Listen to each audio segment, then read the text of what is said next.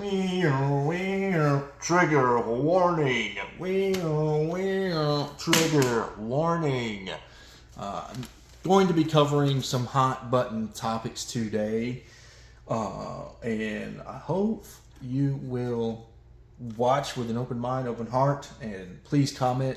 That is the intention of these videos. You know, the topic of today is on the intention of comic books. Well, the intention of this video series is that you guys interact with me and comment.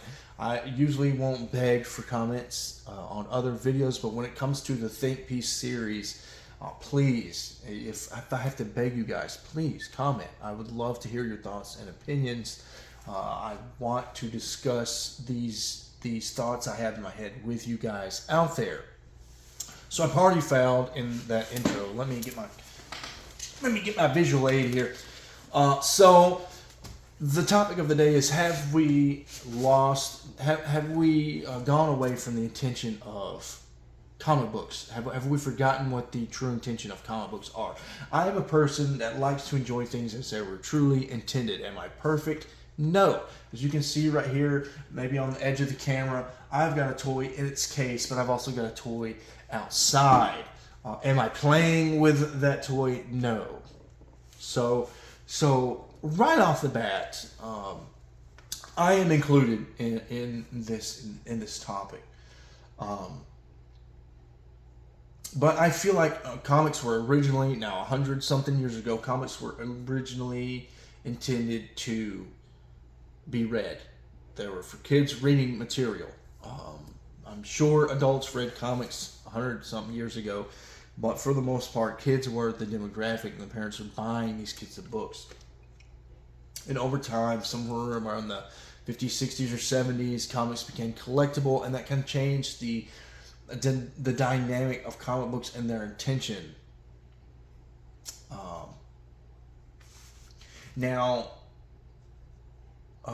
And here today we've got the craze of slabbing books. Slabbing books is just boomed in the last 20 years since the conception of CGC in the late 90s, early 2000s. I think maybe it was the early 90s. And slabbing isn't evil. I own one slab in my entire collection, and it's not even a comic book. It is an Eddie George rookie card because I am a huge Tennessee Titans fan. And Eddie George is the man, and I bought this when I was like 10 years old in the mall, and I just thought it was really cool. I feel like the intention of cards, I feel like slabbing cards is different than slabbing comic books because the intention of the card is not, you can't physically touch the card. But I don't think that's the intention of a card, is to touch it. I think the intention of a sports card is to look at it, to see the stats, to hold it in your collection and watch the value increase, maybe sell it or trade. Trading is a big intention of cards, in my opinion. I just think a card is different, just period. However, there are other ways to have cards protected. You could do a top loader. You could even do one of these things. I've seen them at Hobby Lobby recently. It's just like a big plastic. It's almost like a slab, and it screws in at the top.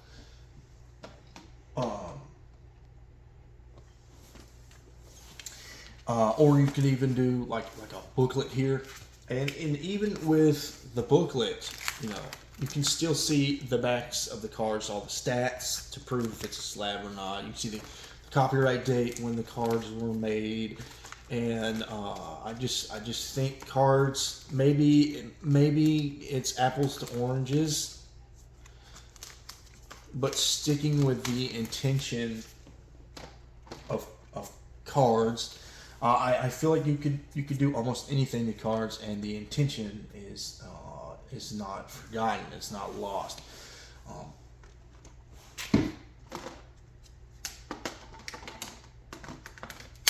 So those are cards. Now, comic books are different. Comic books were made to be read, like I said earlier. You can't read a book in a slab, and I know that's where I'm really kind of going with this. I just wonder. I just wonder what people's intentions are with comics and the hobby when they're slabbing books. I'm not here to say that slabbing is wrong. Comic book slabbing, investing, flipping, all that kind of validates the hobby. If I was spending thousands of dollars, which I feel like I've spent thousands of dollars on this collection, and it had zero value whatsoever, it was just worthless. I don't know if my wife would be too happy that I was spending so much money on worthless things.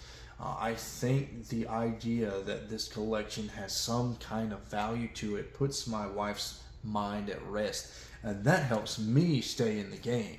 Because happy wife, happy life. So, slabbing is definitely not evil, and I own a slab. We just went over that. I have been a big fan of EGS and what they're doing. I also want to be forthright with that. I think they're bringing a lot of healthy competition to CBCS, to PGX, to Halo, to the Big Daddy CGC, and they're providing something different with their custom labels. They even go the extra step with the UV protection that I don't think CGC has. I think CBCS has UV protection, but I could be wrong. CGC does not UV protect your slab, but EGS doing some great things. I'm glad they're in the industry. I've even been tempted to slab books with EGS. I've looked at their prices, and I've been on the verge of pressing printing out a shipping label. But I can't bring myself to it, and this is what kind of sparked this video, this moral dilemma inside myself. I truly don't care about the value of comic books. If the market crashed, I'd probably get rid of some of my collection. I'd probably trim the fat and just boil down to what I truly love, like what I'm doing with sports cards. I just bought this. This just came in the mail a couple of days ago, and I won it for $1. It's a limited edition National Treasures Derrick Henry. It ain't the rookie card. This was produced in this was produced in 2021. I think his rookie year was 2015. But I just wanted an Alabama. I just thought it was cool that it was National Treasures. National Treasures does hold value, so that was part of my purchasing decision. I wanted a National Treasures. It's a limited edition, which I thought was cool. It's Derrick Henry in a college football uniform, which I wanted. I was looking for that, and I got it for $1. So it's kind of a double-edged sword. Maybe that's not the right term, but on one hand, I like the fact that it's a National Treasures card and it's limited edition. That does potentially create maybe some future value in the future. However, I know realistically that card may never see more than a $10 price tag, even on a slab. It's just not a highly sought after card. It's not a rookie card. It's not anything. It's just maybe even a reprint of Derrick Henry's, in his college uniform. Where was I going with that? But yeah, I still bought it, and I'm thinking that's where I would go with comics if the market tanked. I would just boil it down like I'm doing with cards, and just boil it down to what I really care about, which would be Lobo, and a lot of people slab books because they say they want to get their books protected. Well, I don't buy that. I don't buy that you're slabbing your books. You're paying the money to get someone else's opinion about the condition of your book just to have it protected. I just don't buy that. Could that be part of the reason you're doing it? Yes, I buy that all day. That part of the reason you're slabbing a book is because you want to protect it.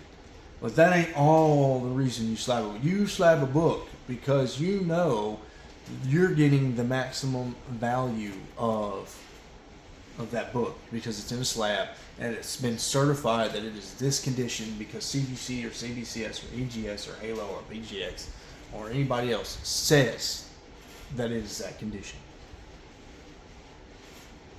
That's just a reality.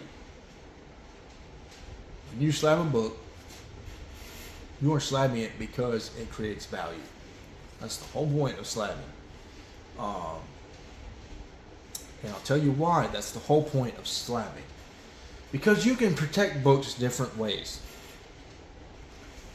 You can put it in regular poly, in a regular size board, not be an idiot with your comic books. I've had this book for 10 years now, and it's still in pristine condition. It could still fetch a 9.4, maybe a 9.6 on a good day. And you can put it in these BCW plastic boxes. Now, I do spend the money. I am bougie. I do spend the money to protect my books. I'm converting my entire collection over to the BCW plastic. And these things will protect your book. I feel very fine and secure putting heavy things on top of this box. I would say 85% of the value of my collection is in the short box here. Everything else is just run fillers, stuff I enjoy, and books that might be $5 or $10.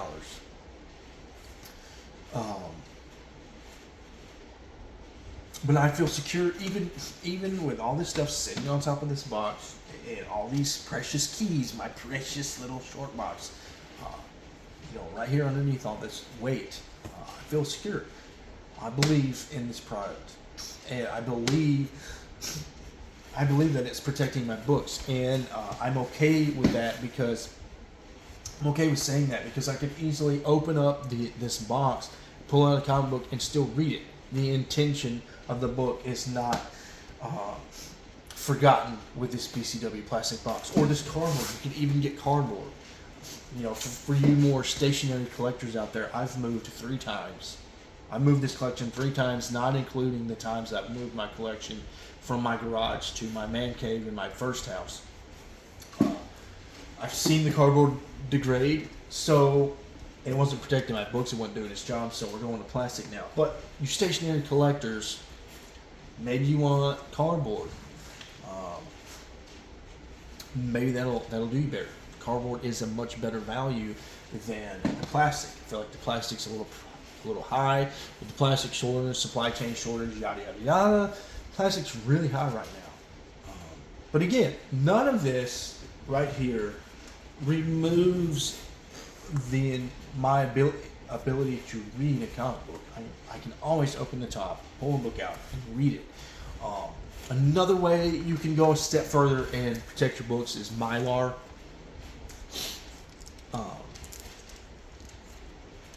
I've got a fullback in here, E-Gerber fullback with a Mylite 2, and are these things indestructible? No. If I drop that book, it's gonna ding and all that stuff. But the intention is not lost. I can easily peel off that tape, pull out the book, and read it. However, I've got UV protection with the Mylar, and it's backed by the Library of Congress even uses it, so you have the confidence of the freaking government using Mylar, and you can display these books all day where you can't display them in a slab unless you're okay with UV radiation getting all of your books, and you'd be fine. Another way you could protect your book without having to get it slabbed, an uploader. This freaking book is in Mylar, a fullback, and a top loader. Is it indestructible? No. Again, and I've cracked this one. I'll bend it open for you right there. keep this book. I don't keep that book in an uploader. This uploader came with Bronze Age with the Mr. Miracle 1 I purchased. So I'm just putting this book in here just to have a book in the uploader for the video. But to protect your books, they make UV film, like adhesive film, UV protected film. You could slap it on top of the uploader if you wanted to display your top loaders. And that is another good way to protect your books. Now you could step it up. You could still sit here and say, well, all these three ways of protecting your books still don't compare to the hard shell case of a slab. Well, the industry has something for you. There's gator cases and there's slab it yourself skins now. So you can get an actual case around your book that doesn't have that sticker you paid for. That's either possibly going to tempt you to sell the book or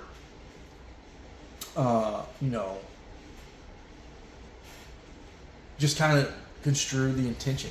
And with the slab it yourself skins and the gator cases, you can open them up and pull it out and read it. Again, you cannot bust open a case. I mean, you can if you get a screwdriver and a crowbar or something, but you can't just sit here and open a case and read your book. However, there's a counter argument there. So not all comic books are meant to be read.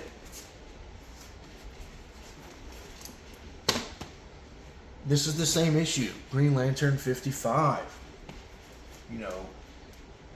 A pro slabber might say, well, hold on. Maybe I just want to slab the variant. If I want to read the book, if I want to be an OG, a purist, and feel like I'm a purist in the hobby, because I still care about reading my books, I can get cover A and I can read cover A. I can slab the variant. Because if you ask me, I think the intention of variants is cover buying. The cover. It's all about the cover. I think it enhances the intention of a variant to slab a book. So pro slabbers have that to say.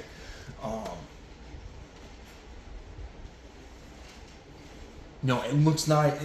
And these slabs, I've been talking a lot of negative about it. These slabs do look nice. They really, especially if I was to get this in an EGS slab with that custom label, man, that would look sick. And it would look good displayed. And these books are meant to be displayed and enjoyed and held and all that stuff. And then your cover A, you could get cover A of the same freaking issue, or you can buy a multiple. That's always an option. You can buy a multiple and you can read it. Now, that's extra money you're having to spend to slab a book just to display it, but that is an option.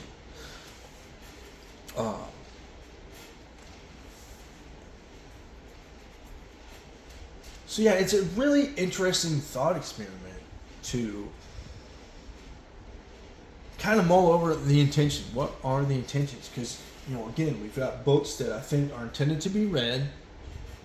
And I think nowadays, in the current day and age and market, we do have books that are meant to be displayed and enjoyed. However, if the variant is the only copy you have, you can't read it if you slab it. You gotta go spend however much cover A is worth to enjoy a book the way it was intended to be enjoyed. I think that'll do me. I think I covered everything I wanted to cover. Do you like to enjoy things the way they were intended to be, or do you live on the wild side? Are you not type A? Are you somebody that's a little more unique and creative, and you slab books without even having read them? You're a cover collector or whatever.